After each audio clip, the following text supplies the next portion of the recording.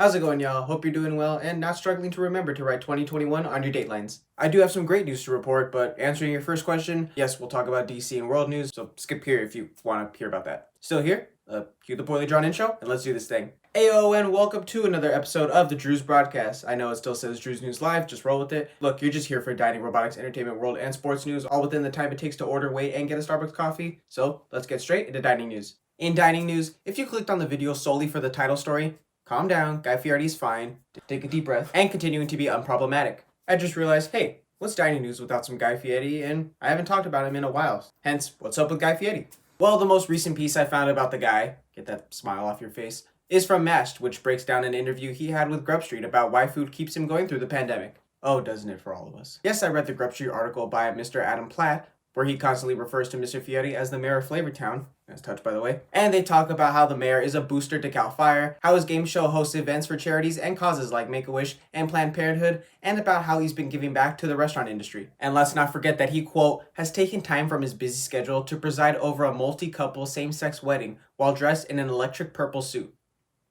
Yeah. Yo, if we can circulate this video so it gets to Guy or to anyone who has an actual picture of him in that suit, I need to know what he legit looks like in that suit. For medical reasons. He also has a documentary about restaurants and the toll COVID has had on the industry, but let's move on after that weird joke. In robotics and tech news, I assume any person that comes across these videos plays Minecraft Earth, so brace yourself for some bad news. On a website I had to translate from German. Look, see? The staff at Mojang wrote a statement which said that due to the global pandemic and people unable to get together to play, quote, we have made the difficult decision to redirect our resources to other areas more beneficial to the Minecraft community and to end support for Minecraft Earth in June 2021. The statement goes on to say that between now and June 30th, all the transactions in-game will be cheaper and those involved with real money have been eliminated. Quote, on July 1st, we will delete all the data of Minecraft Earth players except those related to the character creator and the Minecoins. And for those of you concerned about the money you spend versus Mojang's thank you for playing and supporting, they wrote, if you have ever made a purchase in Minecraft Earth, you will receive a free copy of Minecraft, the Bedrock version, so you can start your adventures again. Pretty sweet. And instead of elaborating on Epic Games buying some property, let's talk about the GPU price hike very quickly. According to Tom's Hardware, quote, the expiring tariff exclusions result from import tariffs instated by the Trump administration in 2018. So, yes. The tariff could affect other PC components like motherboards and power supplies, so not just the GPU, and depending on where the item's price bracket falls, they could see a tax rate increase ranging between 7.5 to 25%. However, Tom's Hardware says that for those of you building a PC from the ground up, you may see the price hikes get soaked up into the overall price. In entertainment news, I don't know where else to put politics, but I'm gonna just talk about the Georgia runoffs really quick. It was 2 candidates and the results are in, I think. So let's talk about them and what it means for the Senate. According to the New York Times, Democrats were able to flip the 2 Georgia seats to blue, with the AP and multiple outlets calling the races for Democrats John Ossoff and Raphael Warnock over their Republican opponents. With Democrats flipping 4 seats over this election season, there's now a 50-50 split in the Senate, and now Vice President-elect Kamala Harris will be able to break 50-50 ties. In other entertainment news, Grammy officials confirmed to the Rolling Stone that after conversations with health experts, they agreed to postpone the award show for the time being. In a statement, the Recording Academy recognized the severity of the virus and its effects on SoCal's ICU beds. They also wrote, quote, nothing is more important than the health and safety of those in our music community and the hundreds of people who work tirelessly on producing the show. We want to thank all the talented artists, the staff,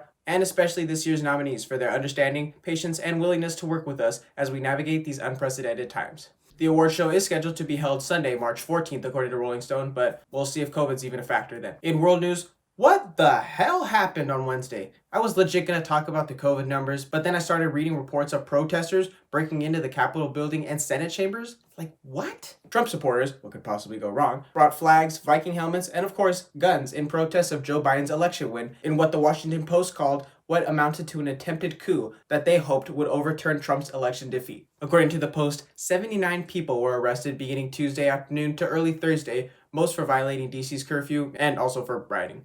By the day's end Wednesday, 4 people were dead, including 1 from gunfire. I'm not even going to talk about Trump's rhetoric on Twitter, which saw him banned for a while, but I think we all need to think about what the entire world thinks of America and its citizens now after looking at those scenes. Remarks Thursday morning by Secretary of the Army Ryan McCarthy said military personnel were erecting a 7-foot tall non-scalable fence around the entire Capitol.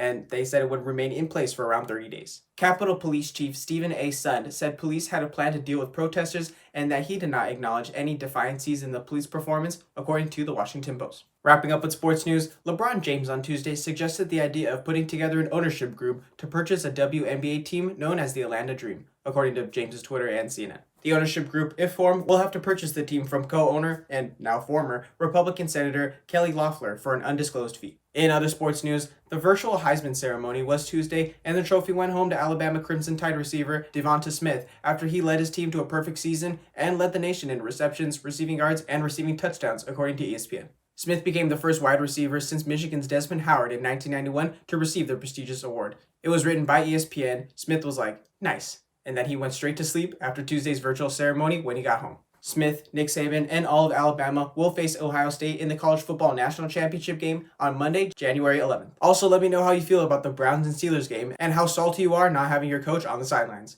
My team isn't even there because we're horrible, but hey, at least we're not the Broncos. As always, thank you so much for watching. I've been your host, Andrew Alonso. I'm going to be building an awesome computer in the coming days, well, once I get my GPU, but I'll be doing a PC build as a separate video. I've been watching PC builders like it was a college course these last couple of months. Plus, I'm a first-time builder, but going from a laptop to a top-tier computer, I'm very excited at the quality buff both my podcast and this show are going to receive. Plus, maybe I'll do some gaming videos, but we'll see because someone please hire me. Have a great rest of your week. I got 24 packs of pork ramen I have to whomper down, so I'll see y'all next time.